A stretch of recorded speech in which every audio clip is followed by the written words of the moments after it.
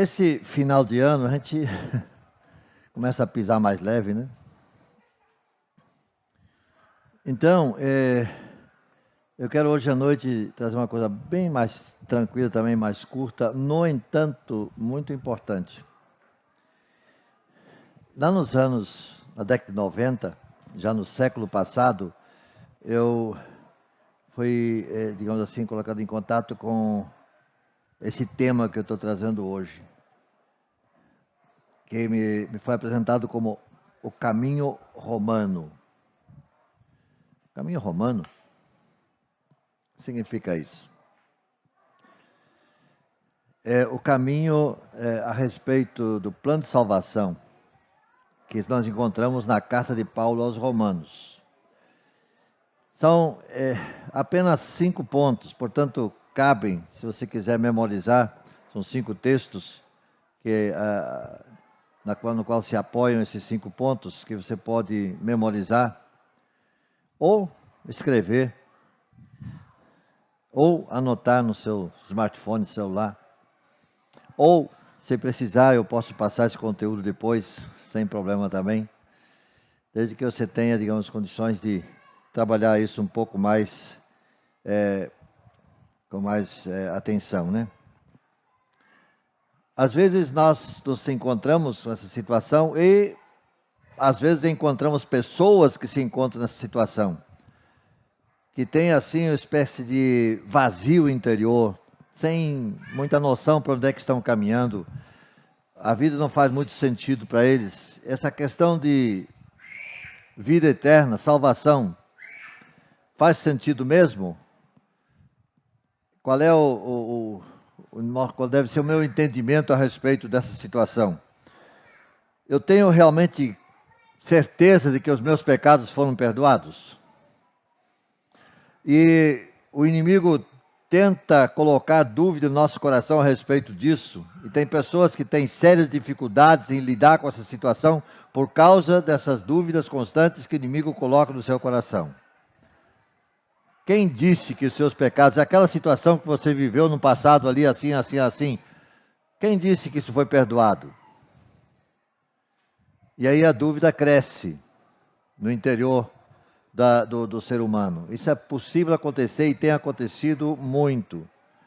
Eu sempre lembro de uma situação dessas, quando um conselheiro aconselhou uma pessoa do seu grupo, que vinha sempre com essa dificuldade, e disse: olha, pegue uma estaca de madeira de lei, que não apodrece, e pegue uma marreta, um martelo, vá lá no fundo do quintal e crava essa madeira lá num cantinho do seu quintal, da sua casa, de alguma forma, e deixa um pedacinho fora da terra. E toda vez que vier esse pensamento, que o diabo colocar na sua mente essa situação, você diz: não, a estaca está ali como testemunha de que Cristo perdoou os meus pecados. Sabe, essa estaca como uma espécie de refúgio, de testemunho. Essa estaca é testemunho de que Cristo perdoou meus pecados todos. Então não há mais como você, Satanás, colocar dúvida no meu coração, na minha vida sobre isso. Então, esse anseio por ter essa absoluta certeza de que os pecados são perdoados e que agora a nossa garantia de estarmos no céu na eternidade, isso precisa acontecer, deve acontecer e precisa fazer parte da nossa vida. É necessário que nós depositemos toda a nossa confiança em Cristo e que Cristo de fato seja o Senhor da nossa vida. Se isso não acontecer, nós não temos paz interior. Mas aí você pode perguntar: como isso deve acontecer? Como isso pode se fazer? Então essa resposta é muito simples. É seguindo esse caminho romano.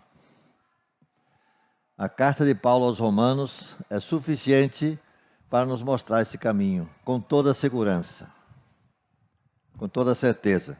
São apenas, como disse, 5 passos muito claros, muito fáceis também de perseguir e seguir por eles, e de conseguir encontrar essa resposta no seu final.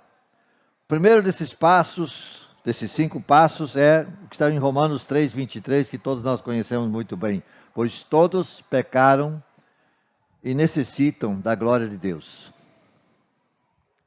Algumas versões falam destituídos estão da glória de Deus. Todos, e aqui todos é todos.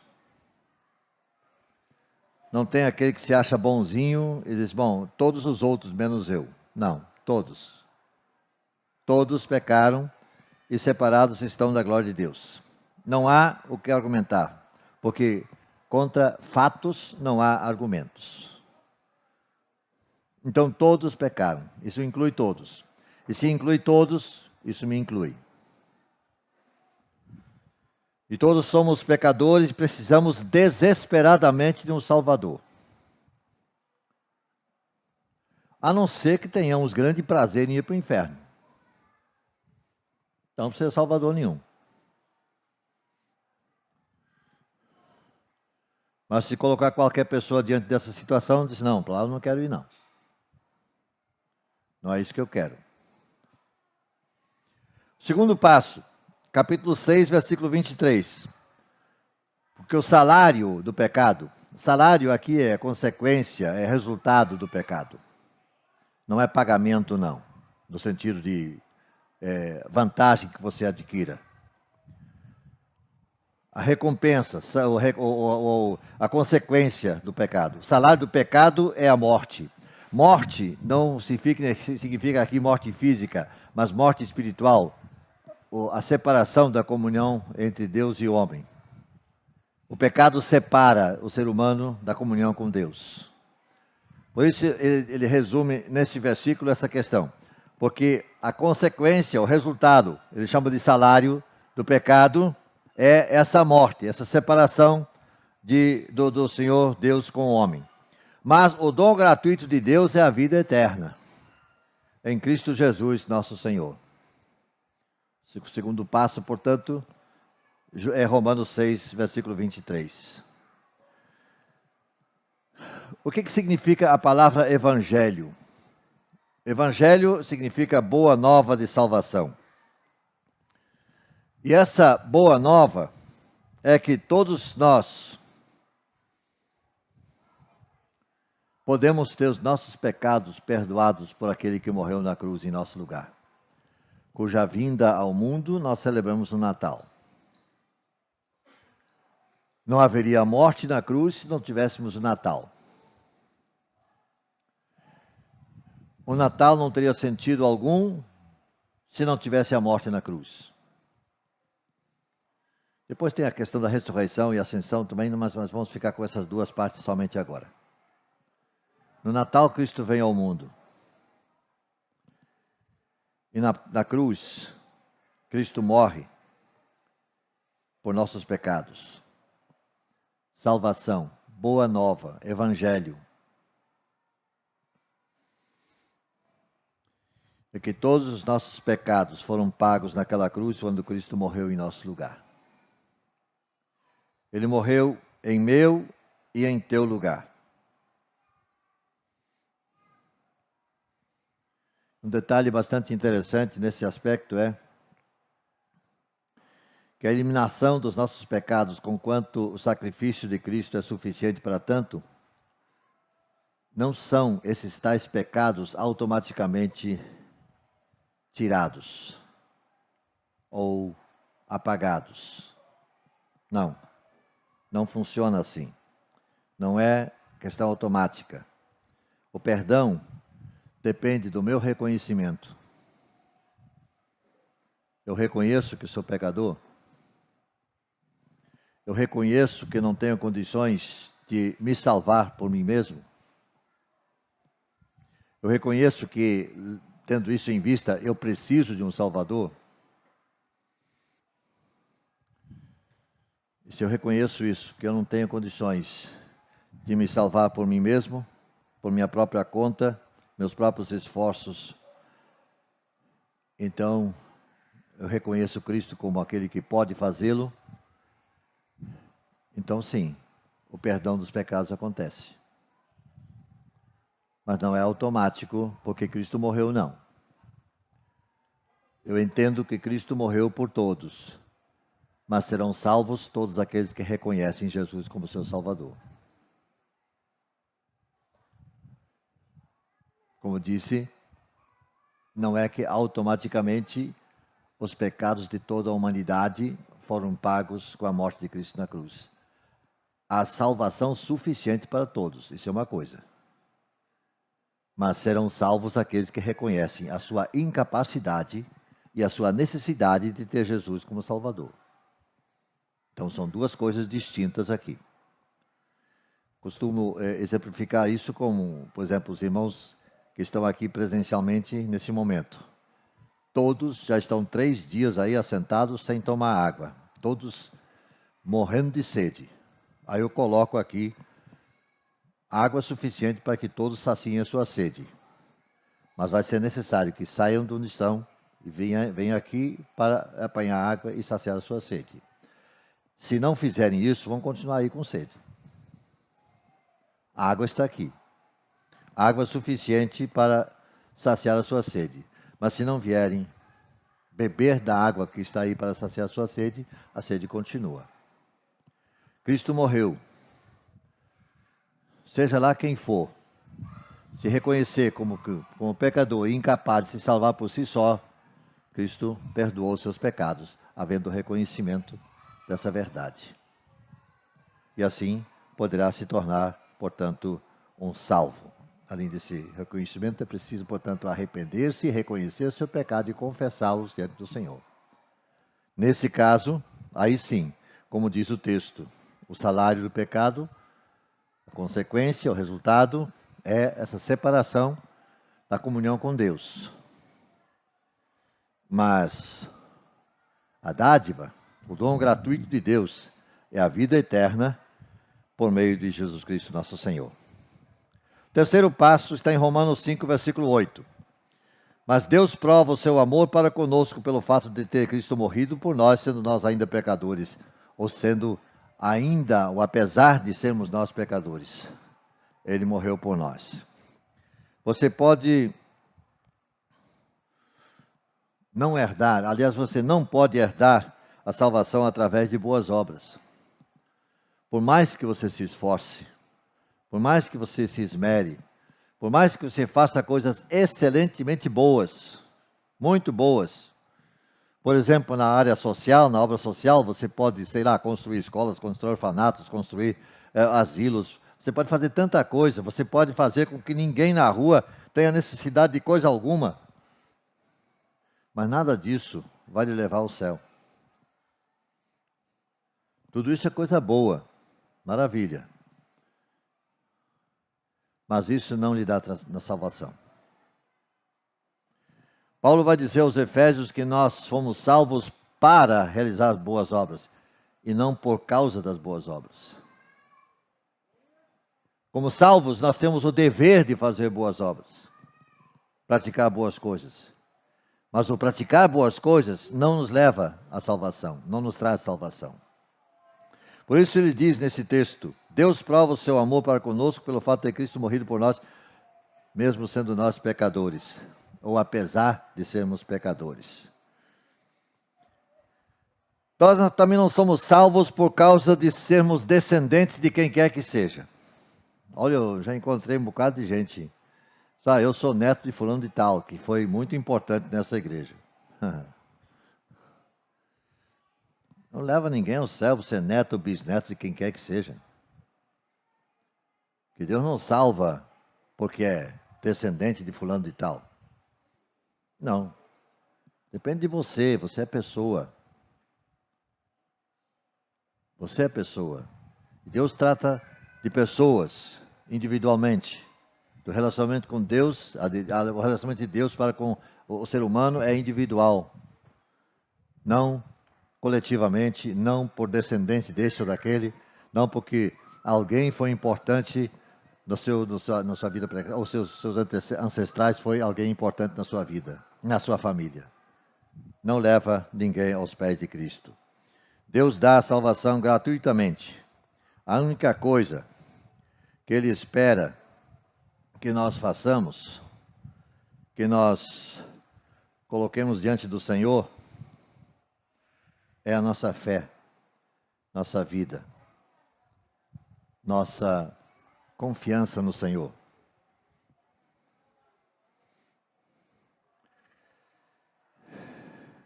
E o sacrifício de Cristo precisa ser reconhecido como suficiente para que eu seja salvo. Eu tenho que reconhecer como indivíduo, como pessoa que eu sou, que eu preciso desse relacionamento com o Senhor individualmente. Não porque eu pertenço a uma família tal, ou que eu sou membro de uma igreja tal, que vai me trazer qualquer privilégio nesse sentido. Não funciona assim. O sacrifício e a morte de Cristo na cruz é que são suficientes para a minha salvação como indivíduo. Quarto passo, capítulo 10 de Romanos 12 a 14, desses dois versículos. 3 versículos. Porque com o coração se crê para a justiça e com a boca se confessa a respeito da salvação. Porquanto a Escritura diz: todo aquele que nele crê não será confundido. Pois não há distinção entre judeu e grego, uma vez que o mesmo é o Senhor de todos, rico para com todos os que o invocam. Essa palavra foi escrita num tempo em que quem pertencia ao judaísmo achava que tinha privilégios maiores do que qualquer outro. E a luta de Paulo, Jesus já tinha deixado isso claro no seu ministério, mas a luta aqui no início dessa caminhada da igreja foi exatamente explicar isso, que Cristo veio e morreu por todos, não por causa dos descendentes de Abraão ou somente atingindo os descendentes de Abraão, que são os chamados judeus. Não. Então ele diz, não há distinção entre judeu e grego. Judeu e grego, o grego significaria aí que todo aquele que não é judeu. Em outros termos também chama de gentil. Judeus e gentios. Ou seja, todo aquele que não é judeu seria considerado gentil. Então, a mensagem do evangelho lá no início da igreja, a igreja primitiva, bateu muito forte nessa questão. Para mostrar, especialmente àqueles que eram da linhagem judaica, de que o que Cristo veio fazer não era, de forma alguma, algo exclusivo para os descendentes de Abraão, os judeus, mas para qualquer ser humano. Portanto, ele diz aqui, não há distinção entre um e outro. Qualquer pessoa pode ser salva, contanto que confesse a sua incapacidade de autossalvação e assim, pela fé, receba o que Deus tem a oferecer por meio de Jesus Cristo, que é a salvação gratuita, por meio do sacrifício de Cristo. E o quinto passo, quinto e último, é Romanos 8, versículos 1 e 2. Portanto, agora não há nenhuma condenação para os que estão em Cristo Jesus, porque por meio de Jesus Cristo a lei do Espírito e de vida me libertou da lei do pecado e da morte. Eu não tenho que temer absolutamente nada. E ainda que Satanás venha soprar no meu ouvido, que talvez a minha salvação não tenha sido completa, porque tem alguma coisa no passado que eu cometi e que certamente Deus não perdoou.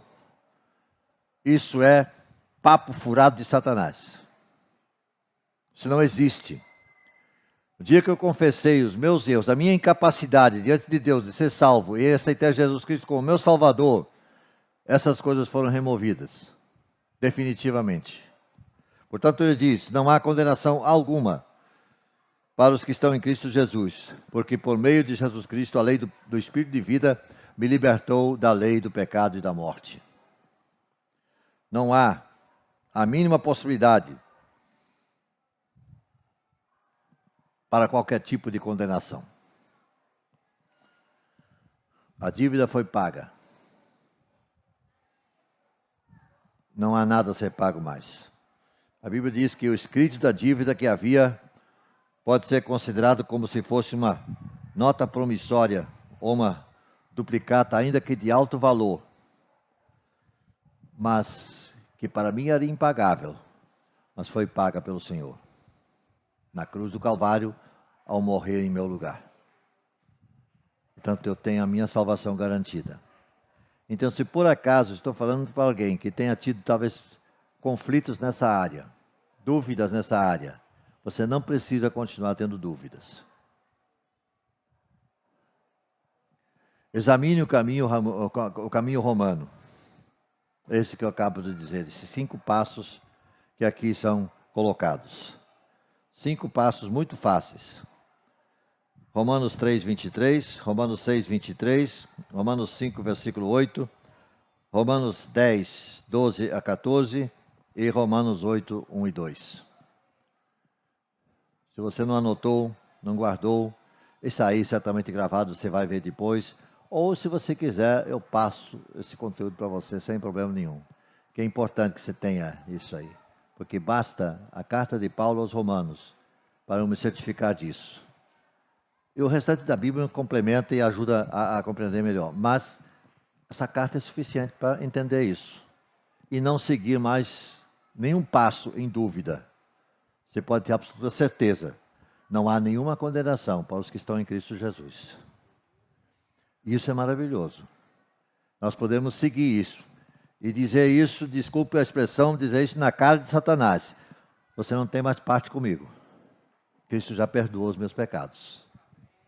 Arreda, que eu vou em frente. Eu vou seguindo. Porque eu tenho certeza absoluta de que Cristo perdoou os meus pecados. É isso que é suficiente, é necessário, é o bastante para mim. Que Deus nos abençoe, que Deus nos guarde, nos proteja, nos capacite e nos faça entender de que toda e qualquer dúvida que porventura venha a surgir é certamente artimanha do inimigo, que nós podemos vencer com essa palavra. O caminho romano me mostra que não há necessidade alguma de ficar em dúvida.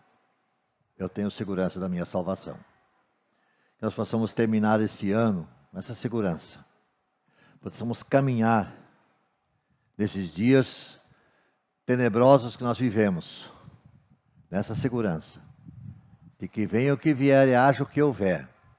A minha certeza, a minha confiança, a minha salvação está garantida em Cristo Jesus. A Ele toda a honra, toda a glória e todo o louvor. E a Ele vamos em oração nesse momento. Vamos curvar nossas frontes e vamos orar. Senhor nosso Deus, quão grande é o Teu amor para conosco.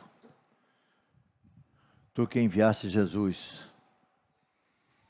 que no Natal veio ao mundo, aqui viveu, aqui realizou seu ministério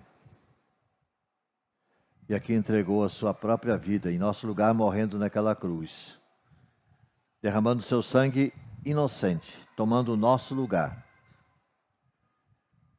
realmente morrendo naquele dia, mas pelo teu poder ressuscitando dos mortos no domingo pela manhã. E porque ressuscitou dos mortos, vivo está para todo sempre. E nós o aguardamos. Aguardamos o grande e maravilhoso dia que há de vir, em que Cristo há de buscar a sua igreja. Mas enquanto isso, ó Deus, capacita-nos a vivermos nesse mundo. Podemos andar nesse mundo de cabeça erguida, sabendo com toda certeza e toda a convicção de que a nossa salvação em Cristo é definitiva. E nós te louvamos por isso. E agora, Deus, que tu possas confortar nossos corações, dar-nos ânimo e certeza e absoluta condição. Em nome de Jesus. Amém.